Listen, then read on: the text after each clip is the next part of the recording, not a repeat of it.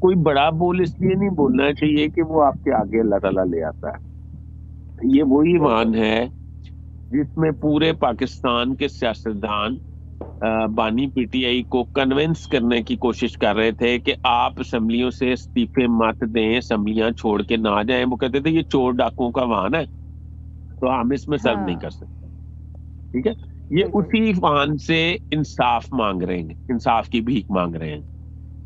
अब पूरे हम्म। दुनिया में ये बात नशर हो चुकी है कि हमारा ईमान जो है वो सिर्फ बातचीत की हद तक सुप्रीम है, और हमारी पार्लियामेंट बातचीत की हद तक बालातर है।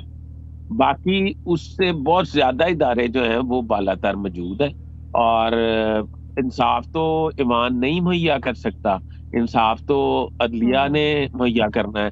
तो बैरिस्टर गौहर क्योंकि बिल्कुल। एक वकील भी हैं बेहतरीन, तो मुझे समझ नहीं आई कि वो हम्म। ईमान से इंसाफ क्यों मांग रहे हैं या ईमान से ये दरखास्त क्यों कर रहे हैं। मुझे इसके पीछे कोई स्टोरी लगती है जो आगे चल के मेरे ख्याल आप मेरे से पूछ ही लेंगी और फिर मैं आपको बता दूंगा।